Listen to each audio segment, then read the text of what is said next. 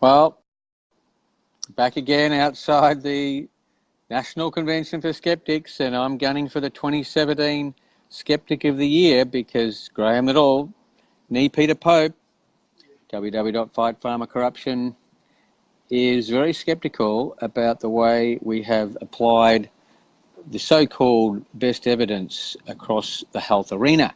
I say it's biased. I say the skeptics are sceptical of applying it in a direction that is required for a proper analysis of the health, safety and benefits. So we're going to switch now to another Cochrane. This is One Giant Coch Up, episode 1, and this is going to be on the vaccines for preventing influenza in children. Health at sea. So again, just to reiterate, Cochrane.org is the website that has both information for the public and information for health professionals. So here we have vaccines for preventing influenza in healthy children, and a study done in 2012, authors Jefferson, etc. Now, children less than 16 years of age and the elderly greater than 65 are the two age groups that appear to have the most complications following an influenza infection. Now let's just see what the conclusion by Cochrane was in the efficacy of review authors. So the review authors found that in children aged from 2 years, nasal spray vaccines made from weakened influenza viruses were better at preventing illness caused by the influenza virus than injected vaccines made from the killed virus. But when we go further, it says neither type was particularly good at preventing flu-like illness caused by other types of viruses. And in fact, in children under the age of 2, the efficacy of inactivated vaccine was similar to placebo. Now, it's quite concerning when you read the next bit. It was not possible to analyse the safety of vaccines from the studies due to the lack of standardisation in the information given, but very little information was found on the safety of inactivated vaccines, which are the most commonly used vaccine in young children. So I'm sceptical of the health minister saying that all vaccines are safe and effective, because this is the global independent body that is telling the world that there aren't any proper safety studies done on children. Now, I've just got a problem here. We've got security here. I'm sitting outside here in the courtyard. Have you got a second, sir? Sure, yeah. Thank you. Excellent. So we've just, there's obviously been some sort of a disturbance. There's been no disturbance. Everything I was in there was on Facebook Live. You can look at a live video of what happened. I was just sitting in a chair doing a Facebook Live. There was no disturbance. I was asked to clean up. I did. Yep. It's all on Facebook Live. It's all recorded. I don't have Facebook, so... Well, everybody else does, and you're live now. It's live now. Thank you very much. Yeah. So what's happening today? I don't want to show your face because I think you're doing your job. I think that you're entitled to do your job. That's okay. Right. Thank you. Do you have any ID on you at all? Sure. All my ID was stolen, by the way, in a corporate, possibly a corporate theft. But that's a credit card, and that's an old driver's license.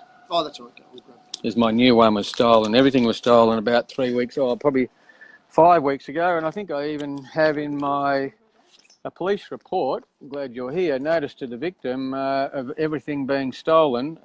By the way, at Northcote Police, everything got stolen 3 weeks before running a health summit against corruption. Funnily enough, interesting. Is that still your current address? Is that still your current address? Yes.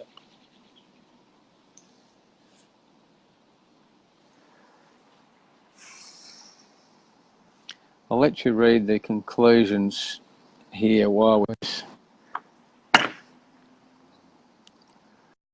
So influenza vaccines are efficacious in preventing cases of influenza in children older than 2 years of age, but little evidence is available for children younger than 2 years of age. When you go right down to the bottom here, this is quite concerning. This review includes trials funded by industry. An earlier systematic review of 274 influenza vaccines studies published by up to 2007 found industry-funded studies were published in more prestigious journals and cited more than other studies independently from methodological quality and size. Studies funded from public sources were significantly less likely to report conclusions favourable to the vaccines. The review showed that reliable evidence on influenza vaccines is thin, but there is evidence of widespread manipulation of conclusions and spurious notoriety of the studies. The content and conclusions of this review should be interpreted in the light of this finding. And that is why I'm a big skeptic here and not allowed voice, and I'm sitting outside in a courtyard, which I thought is public property. And I did work with Sid Meyer, by the way. Hope you're there, Sid. I need some help, mate. We worked back at Macintosh's in 1983. In fact, I actually took your job, Sid. So I'm here at this Sydney Meyer Asian Foundation seminar, mate. I need to talk to Sid, and I did present to the entire Meyer family back in, when was that? That would have been 1988, actually. The whole Meyer family, we presented out there at the wonderful place in Cherry. Sorry, I don't mean to interrupt. It's not a public property here, is it? It's not, no. Who owns this courtyard? I think it's the university. We've got a representative from the university here. And the university is not a private property? Sorry? The university is a private property, is it? You need to have permission to be here. People walk all the way through universities every day. Do they need permission to do that? I believe they do, yeah. And who gives them permission to walk into a university? The university grounds, yeah. But who does? Like, how do I get permission to walk into a university these days? I actually want to go and buy a textbook from the bookshop now, right? There's a textbook in relation to what Minister Hennessy has said on the website. This is this one here. There's a reference there to a textbook. I want to go to the university bookshop at Melbourne Uni and get that textbook. Now, whose permission do I need to go and buy that textbook that says If you let me talk, I'll explain. A child's immune system could manage 100,000 vaccines at once, and it's reference to Vaccine 6th edition textbook. Now, I want to go and buy that textbook next. So what can happen? How do I go and buy that textbook? I have to get it from the Melbourne University bookshop. Listen to me, I'll explain it to I will listen to you, sir. You can go into the bookshop. Yes. And you can say, I'd like to buy this book. Yes. And there's an implied invitation for you to be able to come in. Implied invitation. So you can come into the private property. Are you happy to listen to me? So you can go in there. But then what happens, let's say hypothetically, I'm not saying this is you, but let's say hypothetically somebody causes a disturbance. And the shop then says, look, you're no longer welcome in my shop. They can then revoke your right to be on the premises. And that's similar to what's occurring right now. That's why there's been... Well, I was told initially I could go out in the courtyard. The other security guard gave me permission to come out into the courtyard. He said you could go outside. Okay. Okay, so I had implied permission to come here. Now, you're removing the implied permission because of what reason? Am I creating a disturbance here? I'm not... Why did he give me permission to come in the courtyard? Peter, have I said I'm removing your right to be here? I haven't said that. Right? Oh, well, what did you say? I'm a bit confused what you said. Maybe you need to take your headphones out and then we can have a proper conversation. Okay. Okay. So there's been an allegation of a disturbance. A disturbance? There, yep. Yeah, what type of disturbance? What's the allegation I'm being accused of? Well, I'd like to get your side of the story about what's happened, because what we've been told is that it's a ticketed event. Correct. And you tried to get into the ticketed event. No, I got a ticket. You got a ticket. I was given a ticket. And that ticket has been refunded. No, it hasn't. Okay, well, my understanding is that it has. Well, it's not. I haven't got the money. It's not refunded. It's not on my credit card. I haven't got a indication. Okay. I sat through an entire day. I was there with them all from 10 a.m. to 6 p.m. At a free event where they all were. All the same speakers were there. I sat there for 8 hours. I made no disturbance at all. I asked no question. At the end, I actually introduced myself to the main speaker, Ken Harvey, Dr. Ken Harvey, who's ever entitled to have a sceptical view like I have. I then introduced myself personally to the Vice President of the Skeptics. The President wasn't there. I had a long and detailed chat to him, and he suggested that I go to the after seminar function, which I did, to talk to the President. The President then confirmed that he was going to ban me from the rest of the conference. Right. I said, well, I haven't breached any code of conduct. I've even been told by people out here at the luncheon break that they thought I behaved perfectly on Friday, because I did. I mean, I just sat there listening to a free lecture inside Melbourne University, right? So I've done nothing except come here. I'm a skeptic. Everybody is a public event. It's not a private event. It's a public event. It's been advertised publicly. I have a confirmed booking. I'm told that it's been cancelled. I'm going to get my money back. But this is an organisation that's not following their rules. Right. So they're breaching their rules, and they're not allowing skeptics. You look at their constitution, they're breaching their own constitution. It says it's open to debate, all right? The skeptics, they welcome debate from people who have opposite views. I have a view that says if you're going to use the peak global evidence base and then create a discriminatory attack on one section of the community, my view is you should be able to apply that same global evidence base across the entire community. That's my skeptical view. Of course, right? You're entitled to that view. I am, but I'm not allowed to have that view, and they've said that that breaches their code of conduct, Right. that I have a different view, right? I have previously expressed, not at this event, I have previously expressed publicly a different view, that I think the Cochrane database, which I'm going through right now, I've done 3 inside there, I'm doing 4.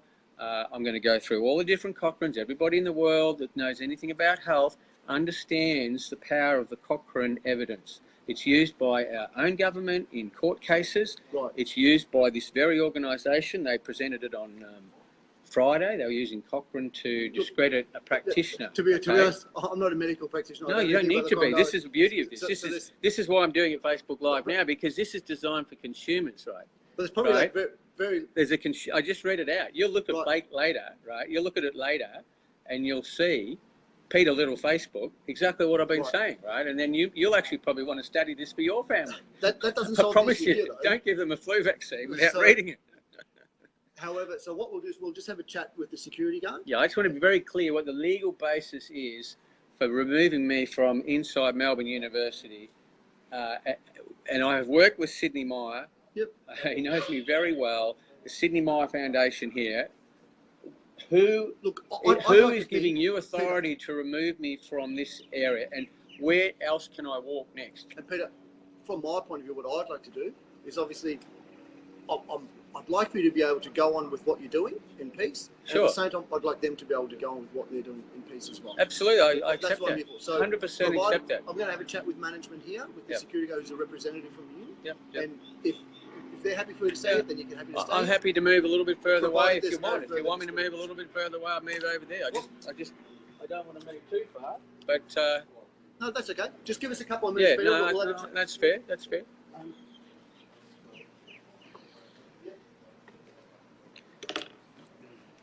Okay, let's just get back to business. Life of a skeptic's never easy. So let's have another read of this down the bottom, right? This is influenza for children. The review showed that reliable evidence on influenza vaccines is thin, but there is evidence of widespread manipulation of conclusions and spurious notoriety of the studies. The content and conclusions of this review should be interpreted in the light of this finding. Now that's a fairly damaging, here we are at Courtyard, by the way. I'm not interfering with anybody. So we're going to get the outcome of the latest view of public Sorry, space. Peter, I'm aware that I keep interrupting your live broadcast. No, it's okay. No, look, it's all part of being a skeptic. I mean, this is the problem and the police are involved in many cases with children that have been alleged to have shaken babies. You might be aware of that one. And I've been researching that, and a lot of the times it's actually damage from the vaccine. Right. And the police are put in a very difficult position. I appreciate you're not... Are you police or security? No, I'm police. Oh, you are police. Okay, so you're security. He's security. And we've got 2 police officers. So and I have spoken to a lot of police officers about it. They find it very troubling to go to these young families it's never where easy. a baby's died, and then there is quite a few I'm talking to where they're alleged that they've shaken the babies and actually get murdered and accused of murder. And I've got one pretty traumatic one at the moment. So you tell me what the legal position is. You're the police. I respect the police. I am a lawyer. I've been worked for the government. I was principal legal officer of the National Companies and Securities Commission. I've done corporate crime courses at Bathurst. Very good. Okay. what is the legal position where I am now? So John's a representative of the university. John, he's got authority to act on the university's behalf. Thank you. What he's going to do is he's going to revoke your right to be on the university premises. Revoke my right to be on the university premises. For what reason? I'm not sure. Because of the disturbance. Does he need a reason to give to the police? He doesn't have to, no. He needs no reason. No. So he's like a manufacturer of drugs. You don't need to do the safety reports to do the influenza. You don't need any reason. I'm not sure if and yet Minister Hennessy can say that if kids can do 100,000 vaccines and it won't affect their immune system. She doesn't even need any reason to say that. Peter, we're getting slightly off track. No one, we're not. This is why I do this, right? Well, this is in relation to... Because someone's making up a legal issue on what I can and can't do on no reason. I mean, I like reasons. Of course you do. Right? I'm not disturbing them. There's nobody here. I'm saying he's revoking your right to be on the premises, the university premises. So can I have that in writing? I want a revocation notice as to what the basis of revoking my right. I've never heard of this before. Yeah. I've walked on to universities all the time. I mean, look, and that might be something you need to... Where is it? What law? What law have you got? What is the law? Do you know what it is? I actually don't know. I mean, I'll research the hell out of it. I'll know it all by 10 p.m. tonight. I'll do a Facebook Live on the law of revocation of walking onto a university premises. I already was going to go and talk to the Chancellor of Melbourne University anyway Monday. So just in relation to this, what is the law? I'll get you to listen to, I think it's John over there, in just 1 minute. John's a fair man too. He's a fair man. And he represents the university. Yeah, he's very fair before. He's very fair. What that will mean is he'll revoke your right to be on the premises, then we'll give you a reasonable amount of time to move off. I won't need a lot of time. Then if there is a legal reason to do whatever time you need, then I'll give you some reasonable time. And it'll just mean that you've got to move off the university grounds. So that will mean like probably just outside. I believe there's a strip on the ground which designates what's the university grounds and what isn't. And you're happy to continue what is you're doing off the premises from the university. Okay, so I'll just get you to listen to John, who's probably going to read out a little spiel. And I might go to Monash University where where Dr. Ken Harvey works from then. That's where I used to go. Right. I've been to Monash for 5 years. Am I allowed to walk on there? My understanding is that that'll just be from this university premises. Okay, so I'll just get you to listen to John. I'll go to Monash University then, and I'll continue going through this scientific research at Monash University, and then I'll go and talk to the Chancellor of Melbourne University Monday morning and see if I'm allowed to come back. Look, that sounds like a wonderful thing. Am I able to go to the bookshop? Where is the bookshop from here? It's on the corner, so I can go around the public way. So I don't have to come. Okay, so I'm allowed to go to the bookshop as long as I'll just get you to listen to John, who will read something out to you, give you some information. So I don't want your face here, John, because university property has been revoked. Not longer for us to be on university ground or uni building. You must leave now, sir. And what act is there? Is an act there, or what's it based on? What are you looking at? Is that a rule? Is that a rule of Melbourne University? Do you know where it is? I can look at that rule. I believe it'll be under the scheduled public place trespass provisions. That's what it'll be. But look, so it's not a university one; it's a government law, is it? It would be under the Summary Offences Act. It'll be in the Summary Offences Act. Summary Offences Act. Okay, so that's State Government Act. Yeah. That would give any. Is it designed for university, or you're talking about any private property? It's not specifically designed for universities. It's for really any private property or any scheduled public property. I thought a university is a bit different to that. Like I would have thought universities are quite open. They're scheduled public places where your rights to be on the place. So there'd be something in there relating to a university where place, okay. No, so that governs schools, universities, things like that. Okay. So we'll give you. I'll pack up now. No, that's fine. Like I'll just go to the bookshop. I want to get this textbook because. A lot of the handbook on immunisation comes from this particular textbook. So that's why I wanted to buy it. It's quite an expensive book. If I want to go to the library, because I don't think I can buy it without ordering it, I wanted to get the reference here to this Minister Hennessy. Yep. Last time I asked about this textbook, it was $400 and there was a 4-week delay. Right. And then I went to one of the libraries and I actually printed out a copy of the chapter in the Australian Immunisation Handbook, reference 4 at page 296 of the Australian Immunisation Handbook. I went to the library and I printed this out because this is the only way I could find the reference to the MMR efficacy. The MMR efficacy, not safety, the efficacy. You had to go to a public library, which I thought Melbourne Uni was a public library. So I actually photocopied that at the library. I wanted to go there to see what Minister Hennessy, she's quoted this same. This was a 5th edition. This is the 6th edition. I could order the textbook. the vaccines textbook, Minister Hennessy saying, but to actually read what she says today, I need to get into a library inside the Melbourne University. So sorry, how but do I I'm get aware- inside the library of the university to check this particular document?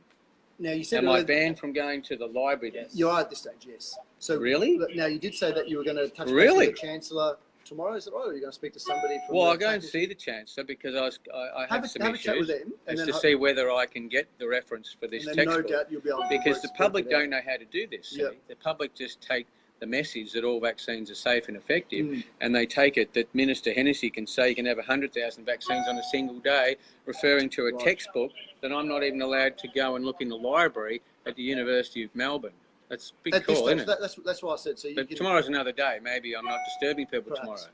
perhaps. So, And so maybe they don't know that we've had this discussion. I just walk in like anybody else to the library, and that nobody may says happen as well. But my because I've got nothing in but writing. my- It doesn't say but that my- I'm banned forever going on Melbourne Uni, does it? It certainly just not. says You don't right have this anything like second. that, right? But Is what there I a would time period for this? What I would suggest Is there to a time you, period that I'm not allowed to I'm come to trying to Melbourne explain it to University? you, but what I would suggest to you is take it up with the university on Monday, and just explain the circumstances about what's happened, and tell them that you'd like to come Well, to the library, they can watch Facebook Live.